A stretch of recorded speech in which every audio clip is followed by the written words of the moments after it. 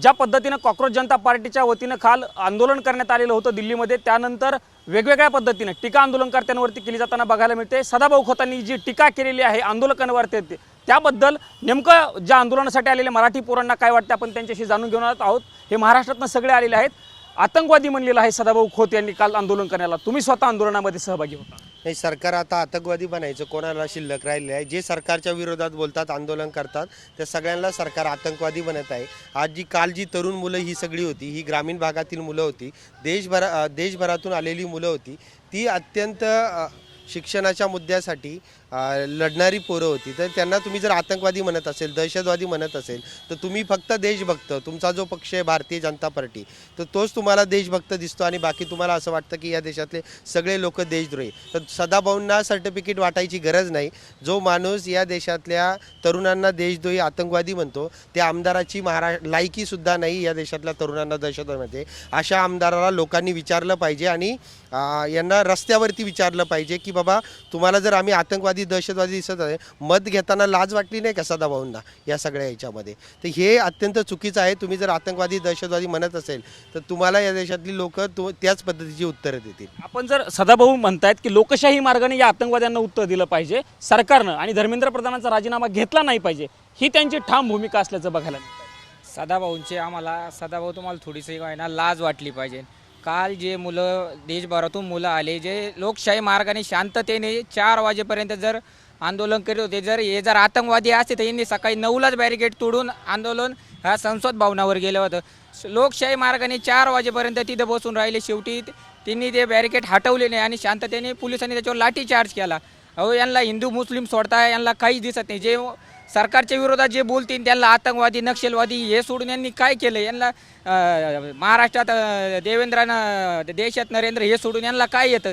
अहो, तुम्ही थोडी बागा इथं येऊन मुलं कुठं हे आतंकवादी हे का लोकशाही मार्गाने आंदोलन करणारी मुलं आहे? आंदोलनकर्त्यांवरच्या जखमेवरती मीठ चोळण्याचा हा प्रयत्न आहे असं आपण थेटपणे म्हणू शकतो एक प्रकारे सदाभाऊंच्या वक्तव्यानंतर।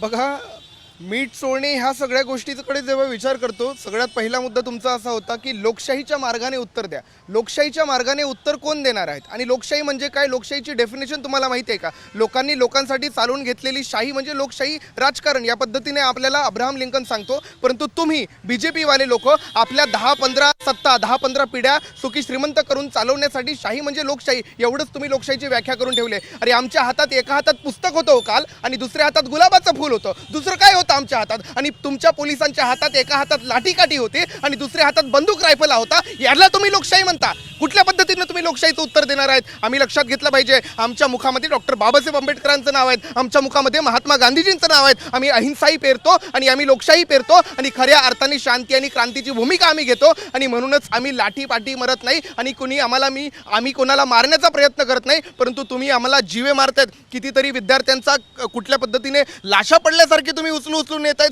हे तुम्हाला वाटायला पाहिजे। काही लाज वाटते का नाही तुम्हाला? एवढी भयंकर परिस्थिती आज दिल्लीत, कुठल्या आमच्या नजरेमध्ये किती मोठी आशा होती, अपेक्षा होती, आमचा एक अभिमान होता। लोकशाही आहे, जंतर मंतर आहे, दिल्ली आहे, संसद भवन आहेत, परंतु याच्यावरती पाणी फिरवण्याचं काम त्या ठिकाणी या मंत्रिपदांनी केलेलं आहे असं आम्हाला ठामपणे म्हणायचं। आता कुठला तरी फोटो दाखवत होता, नेमका तो फोटो काय आहे आणि या फोटोचं विश्लेषण? हे जी लोक होते साध्या ड्रेसमध्ये, पोलिसांच्या काठ्या यांच्या हातामध्ये, या फोटो हे कुठली गुंड होते सरकारचे?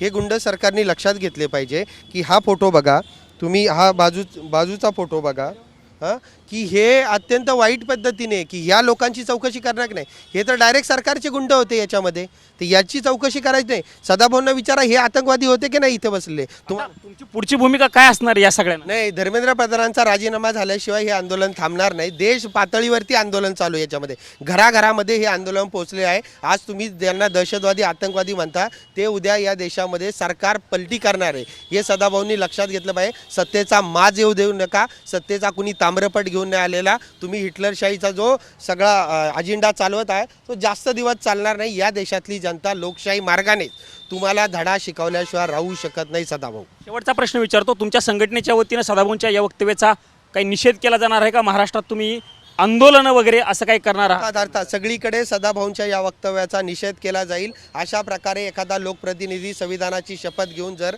आंदोलन करणाऱ्या तरुण मुलांना आतंकवादी दहशतवादी म्हणत असेल तर त्या लोकप्रतिनिधीला त्याची जागा दाखवली जाईल आणि या घटनेचा निषेध करावा. तर सगळ्या लोकांनी याचा निषेध केला पाहिजे. आज जिथे सगळ्या विरोधी पक्षाच्या लोकांनाही लाजा वाटला पाहिजे की तुम्ही का बोलत नाही या सगळ्या प्रश्नावरती. बोललं पाहिजे. सत्ताधारी आमदार काही बोलणार आणि तुम्ही विरोधी पक्षामध्ये फक्त ऐकून घेणार, फक्त आमदार खासदार म्हणून तुमची भूमिका नाही चालणार, तर ती तुम्ही लोकांसाठी वापरली पाहिजे तुमची पॉवर. तर ह्या गोष्टीचा सरकारने विचार केला पाहिजे आणि अशा आमदाराला बडतर्फ केलं पाहिजे. आपण जर बघितलं तर शेवटची प्रतिक्रिया मला द्या. बडतर्फ केलं पाहिजे अशी या दादांची भूमिका असल्याचं बघायला मिळतंय. विरोधी पक्ष कुठंतरी कमी पडला असं वाटतं का या सगळ्यामध्ये? कारण विरोधी पक्षांना स्पेस होती, ती स्पेस त्यांना घेता आली नाही असं वाटतं का? हो, खरंच नक्की विरोधी पक्षांना ही स्पेस घेता आली नाही. कारण की जर कालचा जो आंदोलन होता ते पूर्ण शांततेच्या पद्धतीने चाललं होतं आणि जो कालचं आंदोलन जर संसद भवनावर पोहोचला असता तर नक्कीच आपण काल त्या धर्मेंद्र प्रधानांचा राजीनामा घेऊन गेला असतो. आणि हे होणार, हे आत्तामध्ये ट्रेलर होतं. येणारं पिक्चर हा खूप चांगला असणार आहे, पुढच्या येणाऱ्या पिढीसाठी खूप चांगला असणार आहे, देशासाठी. आपण जर बघितलं तर हे सगळे महाराष्ट्रातले विद्यार्थी होते. हे काल आंदोलनासाठी खरं तर दिल्लीमध्ये आलेले होते. काल मी जंतर मंतरवरती या सगळ्यांशी संवाद देखील साधलेला होता, यांच्याशी चर्चाही केलेली होती. खूप मोठ्या उत्स्फूर्त पद्धतीने सकाळी 7-7:30 वाजल्यापासून ही सगळी मुलं दिल्लीच्या जंतर मंतरवरती आंदोलनासाठी आलेली होती. आणि त्यानंतर यांची या सदाभाऊ खोत जे आमदार आहेत विधान परिषदेचे, त्यांच्या विधानावरती प्रतिक्रिया त्यांना बघायला मिळते. सदाभाऊ खोत यांना त्यांच्याच पद्धतीने आम्ही उत्तर देऊ अशा पद्धतीची ठाम भूमिका या महाराष्ट्रातून आलेल्या विद्यार्थ्यांनी TV9 मराठीशी बोलताना व्यक्त केल्याचं चित्र आपल्याला बघायला मिळालेलं आहे. कॅमेरा पर्सन राकेश कुमार सह मी प्रमोद जगताप, TV9 मराठी, नवी दिल्ली.